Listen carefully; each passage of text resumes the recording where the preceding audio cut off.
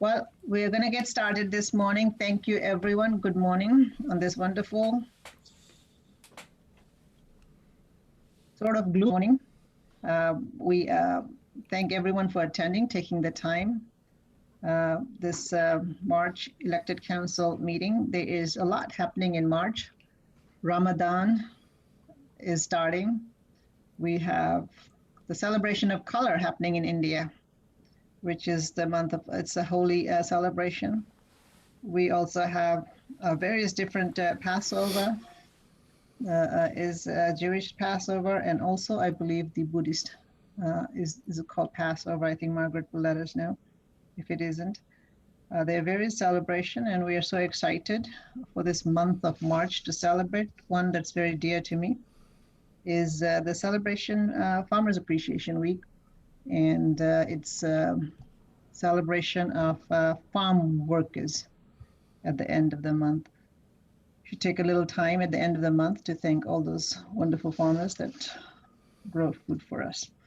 We won't take much time. I'm going to call the meeting to order now, and we hope Reverend will keep admitting people in as they slowly come in. We will start with the reading of the covenant. Today I have Jessica Sterling and Carolyn McKenzie who will read the covenant for us. Thank you. Our dialogue is an interfaith dialogue. We have different communication styles and varying views. We commit to be in a dialogue with respect for all, expanding listening to hear multiple points of view. We realize that we are responsible for the growth of I4C, and each of us shares a duty to interfaith growth. The governing board provides leadership, and the elected council works towards progress and the fulfillment of I4C goals as we grow. We recognize that we are imbued with interfaith responsibility. As such, we commit to hold ourselves and each other accountable to merit that trust. Respect for the diverse traditions, beliefs, and spiritual paths of all that we encounter. Hold ourselves to the highest ethical standards and accountability to our communities and to I4C. Our shared time together is interfaith time. We commit to honoring the start and end times of each time that we meet. Thank you very much, Jessica Sterling and Caroline. We will present the minutes for approval next. Last month's minutes were sent to everyone with the agenda. If everyone has read it, if I can get somebody to motion to move the minutes be approved and recorded. I'll make a motion. So Caroline has motion. Can I get a second? Second. Thank you very much. And who second? Terry? Margaret. Margaret, thank you so much. So we'll have the minutes approved. I would like to see, I guess I wouldn't want to see a raise of hands because that's more difficult in the Zoom meetings, but if I can just have anyone say no, if they don't approve, if I don't hear that, then we will assume that it's a yes for everyone. Okay, I think that's enough time to not get a no. We will move that the minutes are approved and will be recorded in our March meeting agenda. Today we have Margaret Niles, who will be doing the reflection for us, and she'll be doing the opening faith reflection on divinity and seeing yourself in others. Margaret Niles. Thank you so much, Erica. In my tradition of Zen Buddhism, we often bring ourselves into the moment with a brief meditation. So I invite you, if you're willing and able, to just feel your feet on the floor. Put your hands on your thighs and gently just kind of move your body to find some balance and comfort. Close your eyes or lower your gaze and just take a really deep breath in with awareness and relax. As we take a few slow breaths, I invite you to pause for just a second at the end of each inhalation and then exhale. And then at the end of the exhalation, pause again just for a second before taking a new breath. These small pauses are the gem of the practice, because in these moments you are fully present, letting go of the rush of the morning, what you may have read, who you may have seen. Just be here. And one more deep breath. Welcome. You can open your eyes if you'd like. Thank you so much. I'm really happy to have an opportunity to share with you my faith tradition and how it holds our theme this morning on the concept of seeing ourselves and others. I believe this idea of looking for parts of me in you and seeing parts of you in me to be an important personal spiritual practice. In my capacity as a chaplain for hospice patients, I've had thousands of moments when this has happened, when I've looked up and seen our shared humanity. During a hospice vigil one night in a woman's home, a dying patient was finally alone with me after the nurse and family had been trying for hours to ease her situation. And she finally whispered to me, "Can you just hold my hand for a while and sit with me?" And I felt her urgency to be left alone without being left alone. Or another night with a homeless neighbor on the streets of San Francisco, when we were walking slowly together, soaking wet from the night rain. And I said, "Tony, how is it going for you tonight?" And after a moment, he said to me, "Wow, I haven't heard someone call me by my name in 2 weeks." I see myself in the shared humanity of that need to be known. I share that need. So this concept is powerful to me. Being a Zen Buddhist has also given me thousands of moments to consider how connected we all are to each other, because Buddhist Dharma tells me, first and foremost, that we are all born with inherent Buddha nature, that by definition we are not separate, rather we are interconnected. Everything we seek to become is already inside of us in our Buddha nature and only needs to be uncovered. That makes us the same. I have seen similar expressions of this idea in Judaism and Christianity. The biblical phrase, B'Tselem Elohim, translates to "we are all made in the image of God." Similarly, the foundation of Catholic social teaching speaks to the inherent dignity of every human, a phrase Unitarian Universalists also use. In Sikhism and Islam, my understanding is that it is only in serving others, seeing their needs as our own, that we truly connect with God. So as is often the case, especially in interfaith circles like this one, we hold similar beliefs and use different languages and different practices to express these beliefs. And ultimately, we are singing the same song in perfect harmony. We belong to each other. I'd like to finish with a quick story. In 1993, almost 30 years ago, my boyfriend and I were halfway through a year of traveling around the world with backpacks, and we were in India. My boyfriend had cracked his tooth to the gum, and we were on our third visit to the dentist to get him a cap for his tooth. The dentist's office was unfamiliarly empty this time, and only a monk in saffron robes was sitting across the room from us in silence. I was reading our Lonely Planet India book when the door opened, the monk stood up, and His Holiness the Dalai Lama walked into the waiting room, walked across the room, and through another door. The door closed. I was flabbergasted. I whispered to my boyfriend, "That was the Dalai Lama." We panicked and tried to find the page in Lonely Planet that tells you what to do if you have an unexpected audience with His Holiness, but we found nothing. We did finally remember what we had learned from our time traveling through Nepal and India. And that was the lower you bow under your pressed together hands, the more respect you are showing. Okay, we were ready. And we just sat frozen watching that door.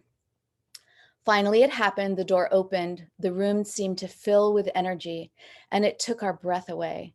Before we had time to awkwardly stand and put our bodies into the right position, I saw His Holiness lift his hands pressed together above his forehead and bow beneath them deeply to us in reverence. Eyes twinkling with a broad smile, he supplicated to us. So this is what I learned.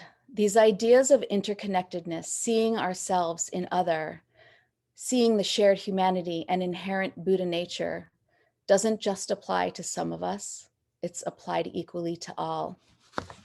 I bow deeply to you. Namaste. The divine in me recognizes the divine in you. Thank you, Margaret. That was indeed very beautiful. With that, we probably should just take a minute to pause, I think.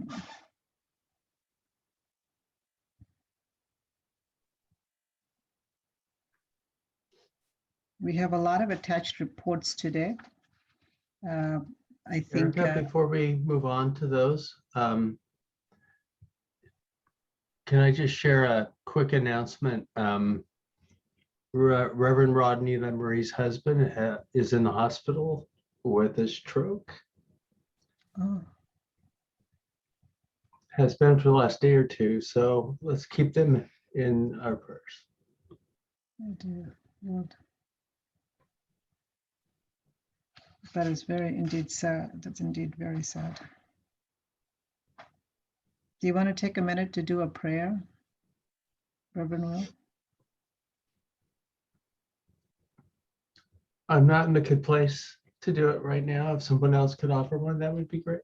Yeah, I can do that, Thank you. Will. So, God in all his various names be with us today in this moment as we wrap our collective literal and spiritual arms around Rodney and his husband, whose name I don't know. And Errol. what is it? Errol. Errol. E-R-R-O-L. Hold Errol and Rodney with all your grace and love and healing powers. Allow us in this room, in this group, to have our love and care extended to them, for patience and guidance, and for the God that they know to be present and recognizable to them during this really difficult time.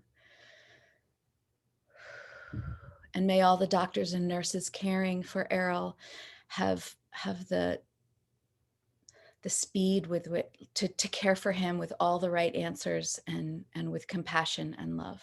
Amen. Amen. Thank you, Margaret. We'll move on to the attached reports. One of the reports that came not attached to the agenda was the finance report. If Mary Ann Copper is here, I just wanted to give a heads up that you're not on the agenda, but if you're around, we would like to take a few minutes to review that as well. Terry Marsh, will you take a few minutes to talk about the ICARE project? Sure, be happy to. First, thank you, Margaret.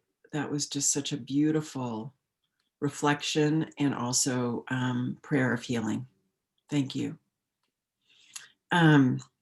ICARE is moving forward, and we have a lot of energy and interest in the projects that are coming up.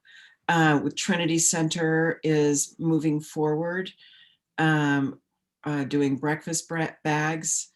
And I am not prepared at the moment to say who those congregational co-sponsors are, but they are, Greg, can you help me with that? I'm just drawing a blank. I can. Oh, of course, Hillcrest, St. Andrews. Presbyterians and St. Andrews Church. That's right. Thank you. It all came back to me. And I guess because they are just taking it and running with it. And so it's off my brain and heart because I know that it's in great hands and enthusiastic, passionate hands and compassionate hands.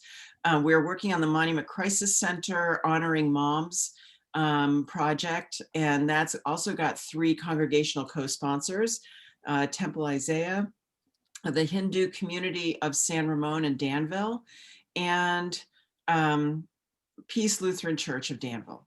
So we are in the early stages of getting that going, and can use financial donations to help the congregations purchase these different items. We're just in the early stages of meeting. It's a big project and we could use, help. So go to the Sign Up Genius page. They're still working on how many volunteers they'll need. It's a multi-dimensional project, but very exciting.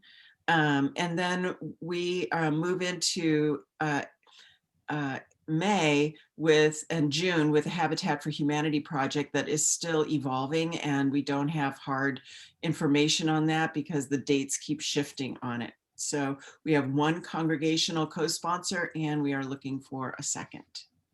If you have questions, you can email me or call me later. So we're very excited. We are hoping to maybe be able to buy cinch bags that we can then offer to all of these projects to hold all of the assembled items. And that's a specific thing that we're hoping to do within ICARE, but we would need some donations for that if anybody is feeling moved to do that. That's all. Thank you very much, Terry. Reverend Julius Van Hook, I know I've seen you come in earlier. Can you please do a quick ICHANGE report? I know you sent a very comprehensive report for all of us, but if you can do a quick brief summary of that.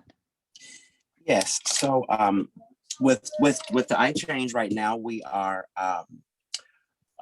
moving in a very clear direction, which is as a result of our meetings, we've been able to come together to see what our scope and what our niche is. And we're working on our mentoring program being spiritually integrated. We've gotten the proper language, and we're working on developing that with that scope in mind, which is helping us to get really focused, clearing up some of the past lack of clarity that we've had. And so we're really looking forward to that. With all of the meetings that we've been going to, May Keeley has been participating in quite a few of them as well. Our racial justice committees within Contra Costa County, our data and services subcommittee of the Juvenile Justice Coordinating Council, as well as the prevention, intervention, and community engagement subcommittees as well. Also working on the DJJ realignment. That's moving forward. July is when we're looking to get our first kids to come into our county. So we're working on that, trying to have things ready for then. We have an upcoming meeting with the district attorney's office to see how we can work more on the restorative justice end, as well as what we're doing inside of the facilities. Along with that, as it relates to our chaplaincy ministry, I have been going actually into the facility due to a lot of the things that have been happening that have had me so busy. We had a very beloved staff member that passed there at the juvenile hall. And it was very traumatic for some of the other people that found him and all of that. So I've been there providing spiritual care and support for them as well as the young people who have been taking it hard. I've been continuing to see kids via Zoom, as well as all of the letters and all of the notes that we've been getting from our partners and from our community, beloved community. Thank you, Reverend Julius Van Hook. I know that Dennis Wasco is not present right now. He had other obligations this morning. I can give their report if you'd like. Can you please? Thank you. Yeah, SOJA met yesterday and had a great meeting, and I was able to explain our new rapid response policy that we passed in November, and they've assigned Doug Leach to be their SOJA member of our rapid response team. So as per that policy, if there are issues that the elected council or SOJA or members of our congregations and members that feel like they want the Interfaith Council to address. We have a whole policy about how we make statements as the Interfaith Council and as SOJA and as joint statements with both together. If you have an idea of a timely need for such a statement, then we will work on that together, and we'll share this policy with everyone by email. So anyway, they're doing really good work and continuing to keep up on a lot of the bills coming before Sacramento this year, especially around housing. You also have inside your report there my report, a listing of the activities that I've been working on, and then all of the upcoming events are also in there. And you can see that there's a lot. We had a really great kickoff to this year's themes for our retreats, nurturing the beloved community. And Reverend Dr. Dorsey Blake from the Church for the Fellowship of All Peoples, where Randy Thomas attends, was our leader. And he is Reverend Dr. Dorsey Blake is in the pulpit of Howard Thurman and taught us about Howard Thurman. If just the Church for the Fellowship of All Peoples in San Francisco is the first intentionally interfaith community in the country, perhaps the world. And there were some other experiments that became interfaith, but to be started as an intentionally interfaith community took a special leader that became a mentor for Dr. King as well. So we're going to have just a fabulous retreat year this year, and even carrying that theme into the next year. But there's lots of different events coming up there. Even today, there's one on Sacred People, Sacred Earth with ICANGE. So I'll just leave it at that. Thank you, Reverend McCarthy.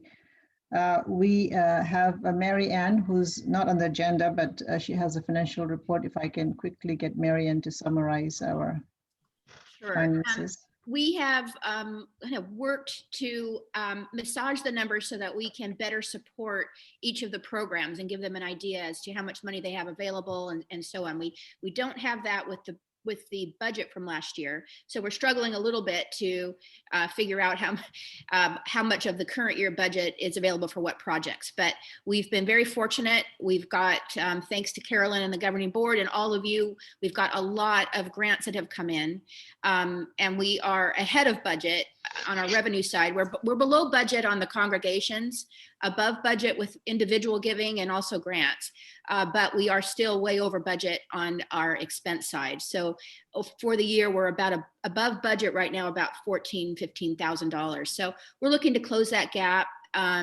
We do our accounting on a cash basis, so we've got monies that are out there that aren't reflected quite yet. But all in all, given what could have happened this year, it's a fairly good picture. So that's the 100,000-foot level, but I'm happy to talk about anything specific if you would like. Anyone has any questions for Marianne? Yes, Caroline, please go ahead. Unmute yourself. Marianne, do we qualify to apply for round 2 on PPP? Not yet, but as soon as Will and I can get together and allocate the payroll to PPP and other grants, we'll know. But right now, because no timesheets are done, what we don't want to do is allocate costs twice to different grants, the same costs. And that's what we're struggling with. So we actually have to put some disciplines in place where we have timesheets, especially when we have all these grants, and we don't have that. So that's what we're working on. And once we have that, we can go and apply for forgiveness, which will be wonderful, and then also qualify for more funding too. So that's where we are with that. Yeah. How are we doing on timing on that, Marianne? Are we running out of time, or we have time? Well, we're not going to run out of time because they're petitioning Congress not to burden all accountants in the month of March to get this done. It's just a crazy time of year, and then to pile PPP on top of it, it's gone to Congress, and I think that will change. So because everybody's really struggling to get this done within the deadline. So I think we'll have time, but we want to get on it. We don't want to let it too much time go on, because we also want to know if we can qualify for more money. So. Thank you. Felicity Grove, you had a question? Yeah, didn't we go on change it from cash to accrual? Isn't that what Ken's work was, or have I got that completely wrong? No, we didn't actually. And right now, it's easiest to stick to cash basis. Chat box. Pardon me? Oh, God. So, can you hear me now? I don't know if you can hear me. We can hear you. No, right it's in now. The chat box. In the chat box. In the chat box.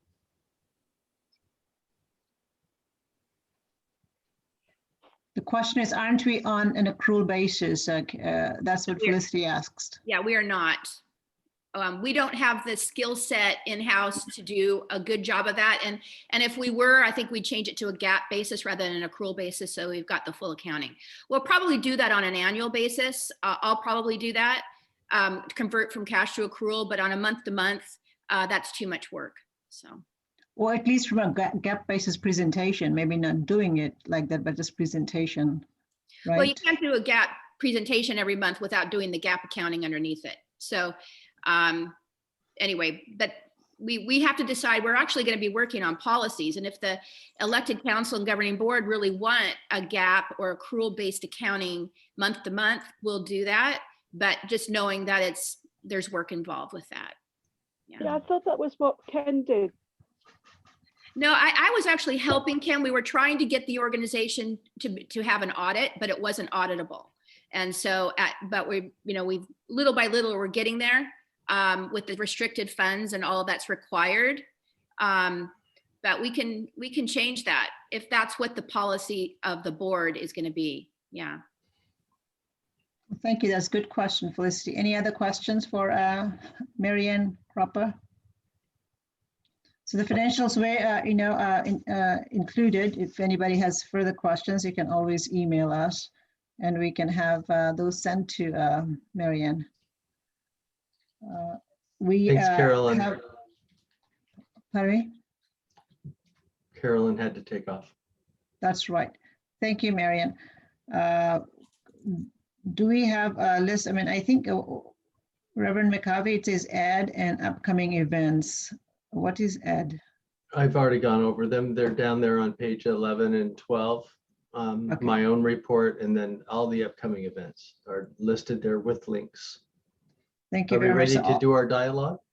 Yes, I think we are ready to do our dialogues. We are just a little bit ahead of schedule here. That's why I was trying to see if there was any upcoming event. I thought if there's anything that anyone in the meeting here, or any upcoming events that you didn't see that you want included, you want to talk about, because we have a few minutes. Excuse me, I'll share. This is Zula from Unity of Walnut Creek, and we have a class called Raising Racial Consciousness. It's a daytime class beginning April 15th, Thursday from 1 to 3:30. And where will that be? At the It'll be on Zoom. And okay. it's a class, and we're using videos. There's no book. We're using videos, TED and YouTube videos. And we send them out a few days before so people can watch them. And then we watch them during the class and we have discussions. Thank you, Zula. So if anyone is interested in something in that program, can they just reach out to you directly? Yes, I'll put my email or. Thank you so much.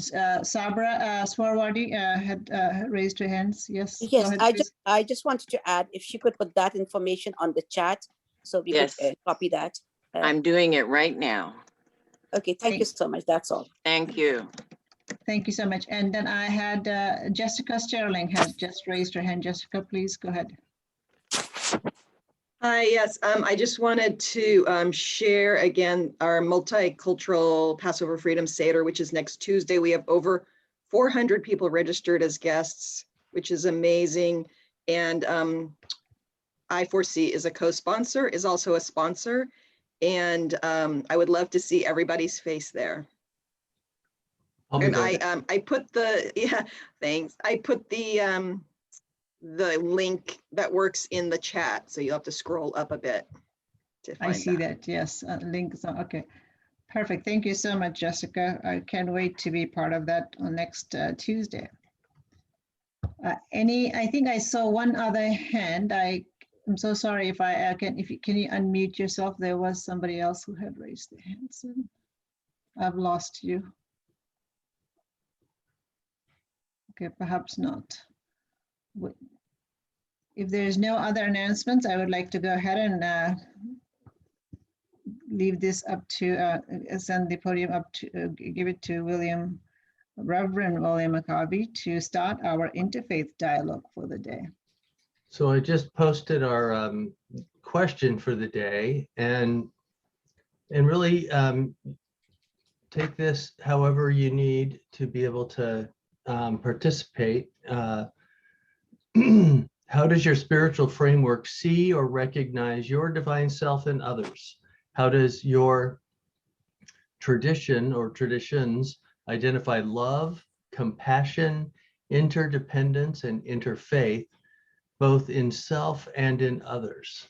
How do we see ourselves in others? So these are the questions for our dialogue today. So share as much from your own personal experience as from your tradition.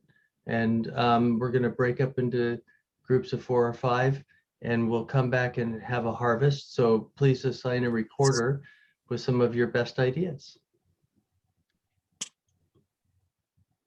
Thank you, everyone. We'll see you all after the end of our meet groups.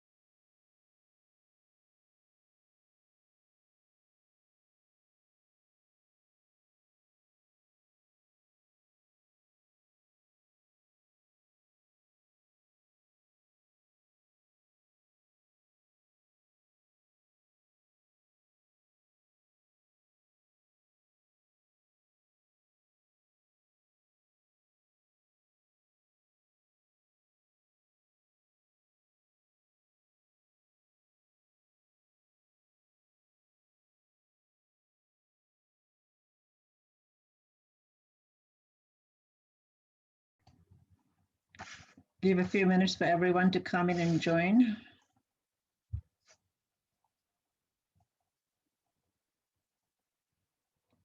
Okay, it looks like everyone is back. We'll go ahead and start with the harvest. Reverend? So what were some of the things that stood out most for you in our conversations today, and how would you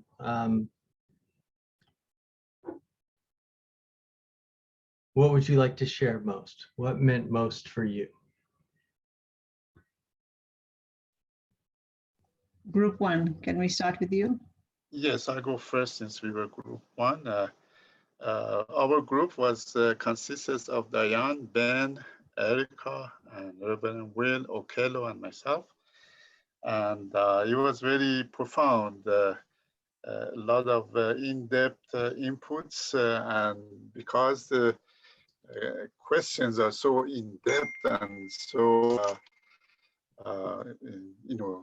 involved, and also I just wanted to mention Reverend Margaret kindly really opened up everybody with her own faiths and inputs as far as directing the questions.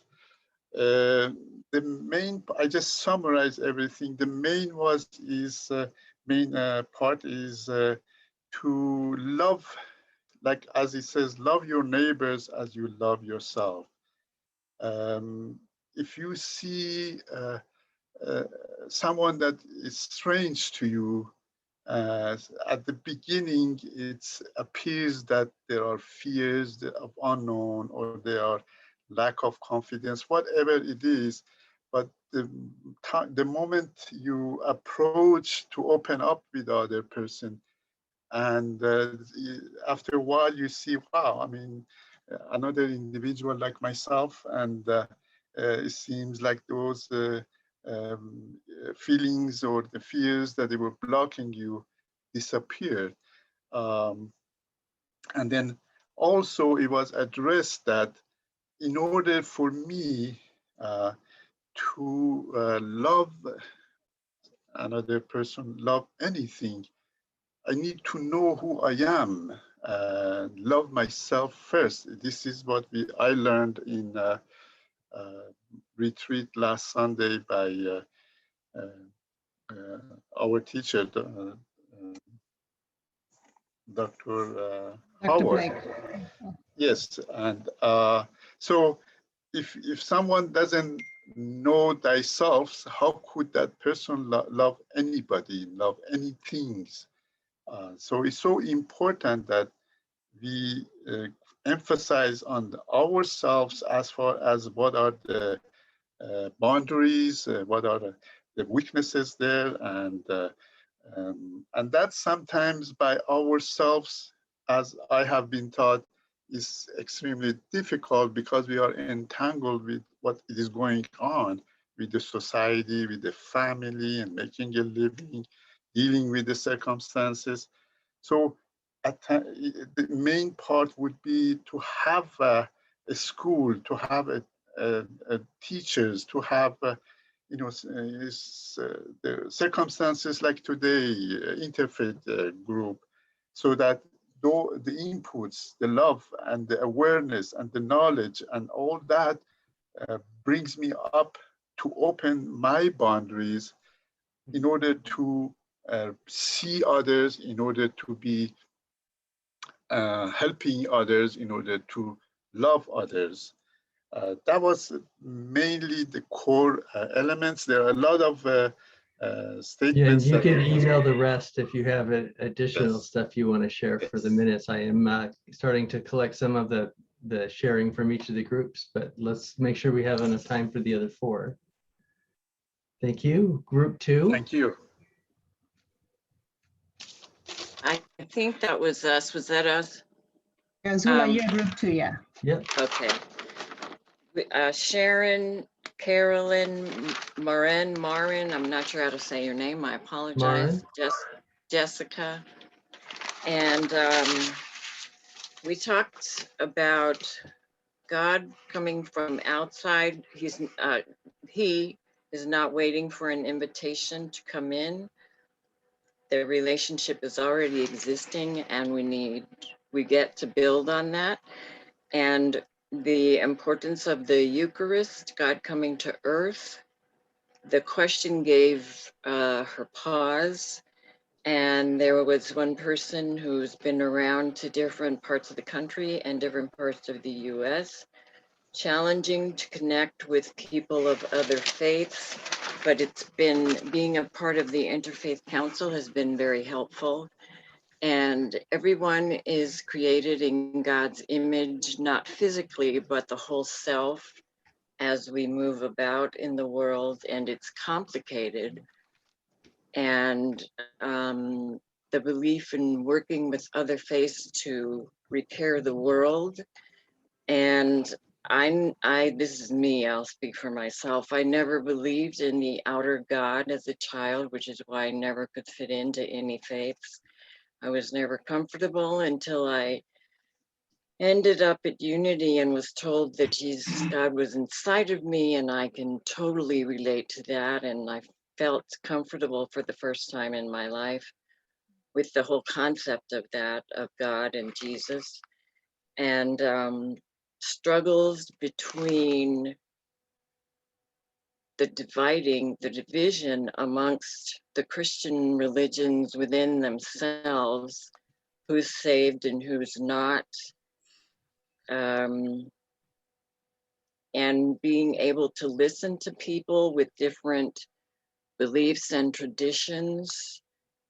And someone brought up, which you brought up, Will, the aspen tree system. and how I expanded when a tree dies, how the system takes care of itself, moves in. And then the person who brought it up talked about as the tree dies, it becomes compost and recycles. And so the whole system takes care of the entire, of every tree, no matter what's going on. And then someone else brought up the Avatar movie and yeah, the Tree of Life in that movie. And I also said that I don't believe that God is a he or a she, that my belief is God is way too big for that, and that God is everything, everywhere, and everybody. And if I missed anything, I apologize. Thank you, Zula. Room 3, Dale Weatherspoon, Felicity Grove, Meg Keeley, and Terry Moss. Who's reporting out? Just a couple minutes for each group, and then we'll have a benediction. I took notes, so would anyone else like to report out? Don't jump all in at once. Okay. Just the top 2 or 3 that came up in your group. Okay. So, because you guys have heard enough from me. We talked about the similarities that we all have in the Christian tradition, the Jewish tradition, the pagan science traditions.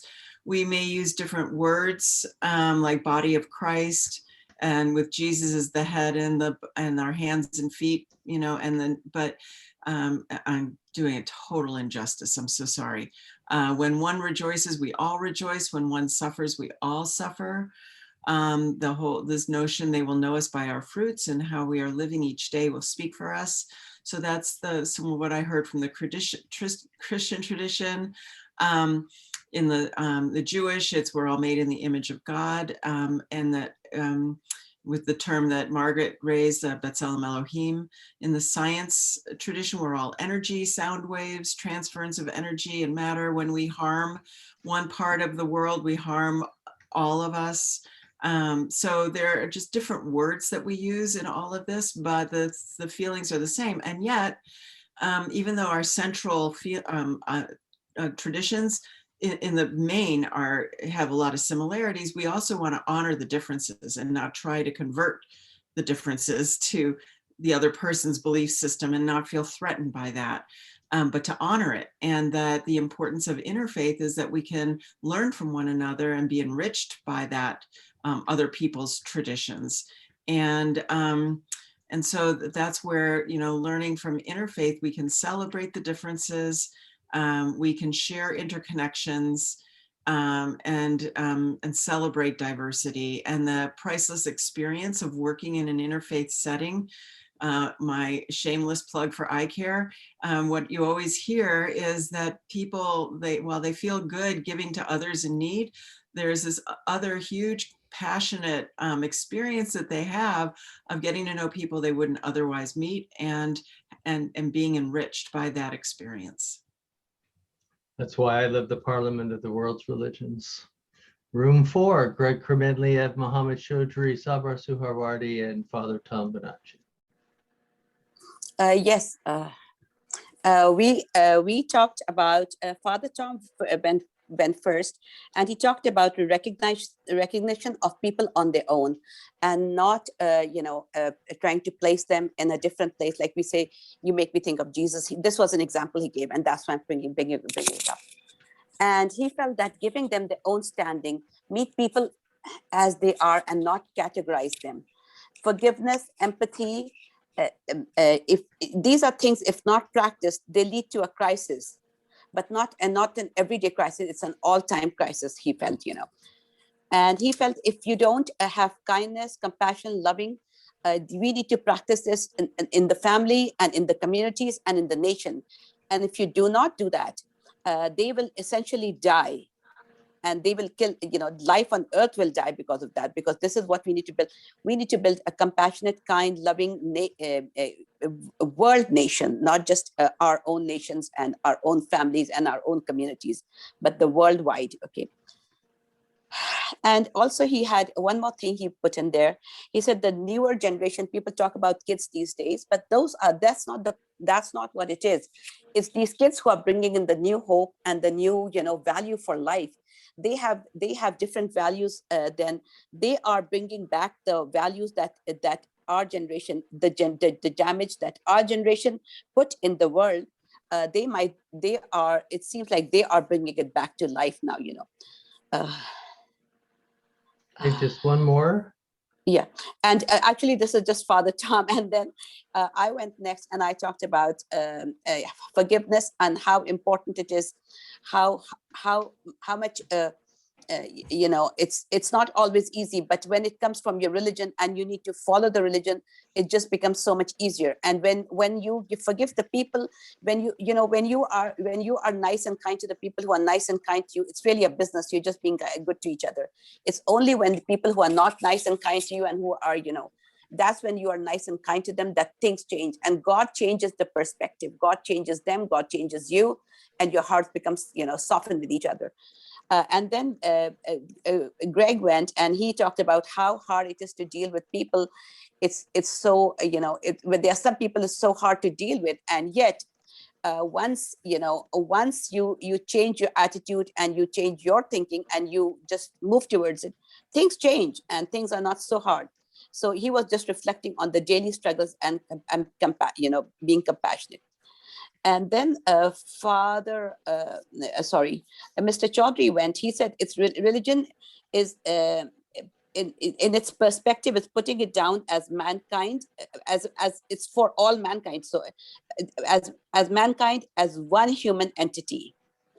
He wants to recognize that if you eat and your neighbor doesn't eat, that's not the right way to go about things. That just doesn't work, Thank you. And and we're running out of time. So please I just email want to tell you me that all of the recorders. Please email me what you have and we'll put it in the minutes and be able to share that out with other folks too. Okay. And let's go to room 5, which is Christine Nadeau, Dave Longhurst, Reverend Margaret Niles, and Ronnie Boyd.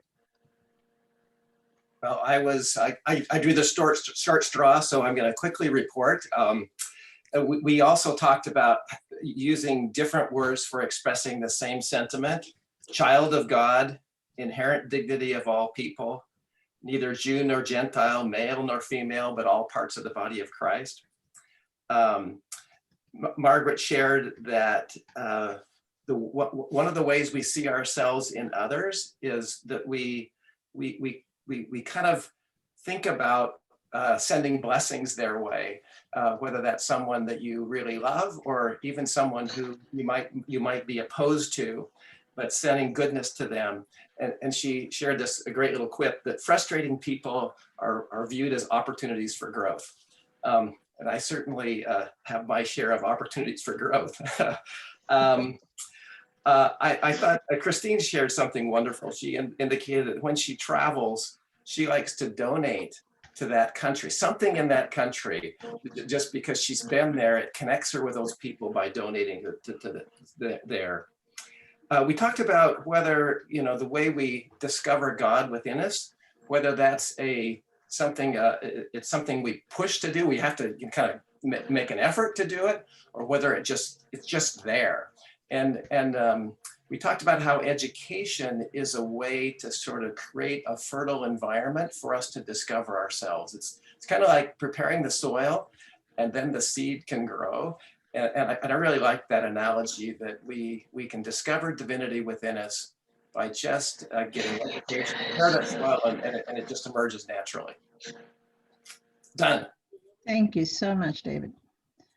We will go ahead and end the program today by a beautiful benediction by Reza Sharif Zadeh. Yes, thank you, Erica. Here are Sufi Master's prayers to beloved Professor Sadegh Anwar, Professor Nader Anga, MTO Shah Mahsudi, School of Islamic Sufism. O divine protector, before the breath is choked in my throat, I beg of you to listen to the yearning of my heart.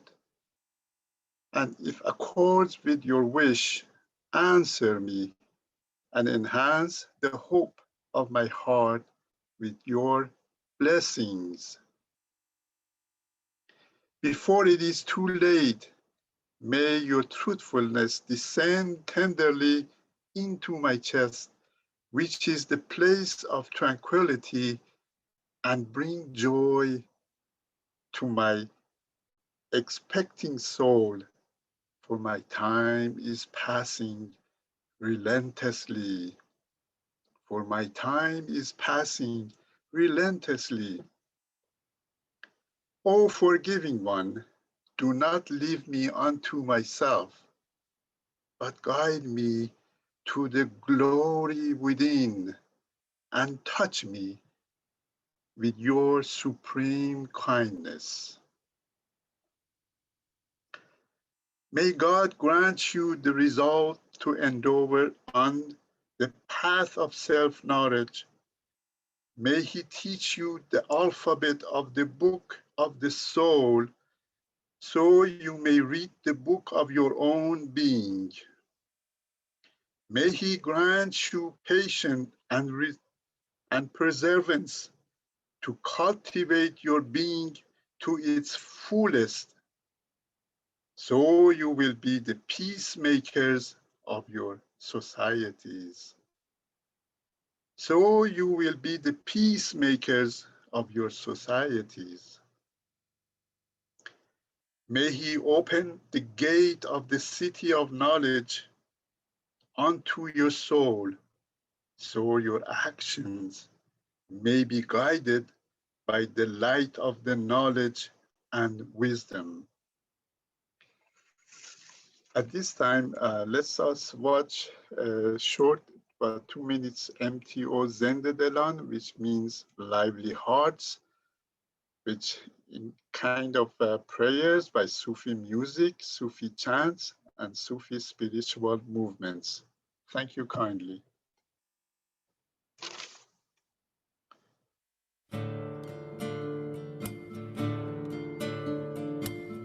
Love is a covenant of faith, trust, support, and appreciation. For lovers in love, this is called unity.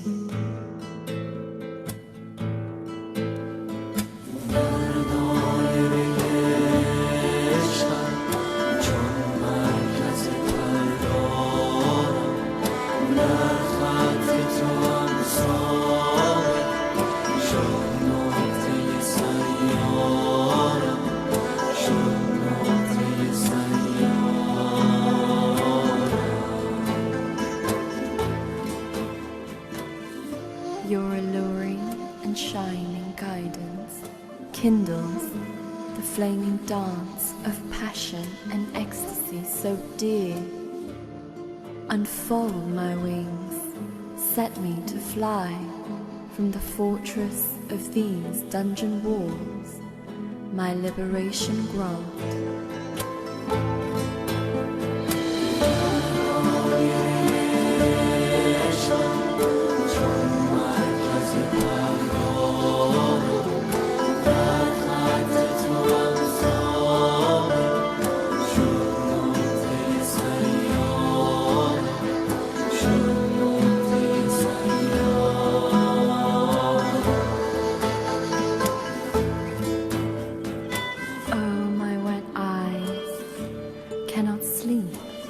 Of you.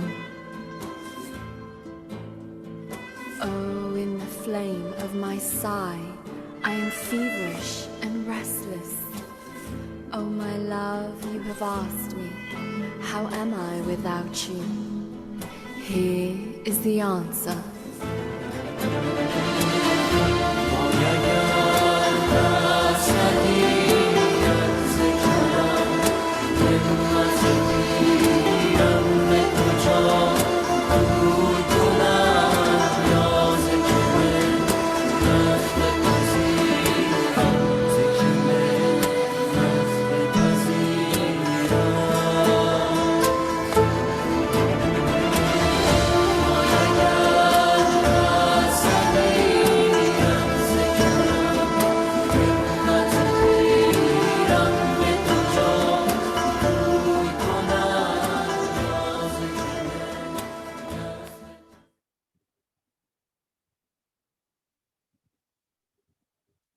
Thank you, Reza.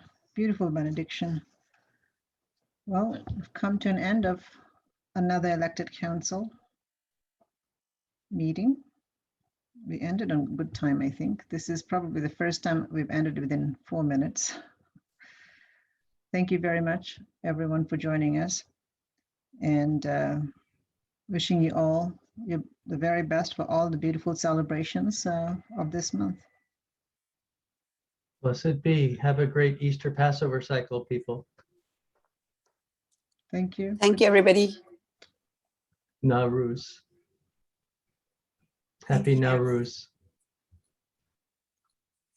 Very much. Thank you very much, Will, for all the Thank effort. you. That was a beautiful video. Thank you. You're Very very beautiful. welcome.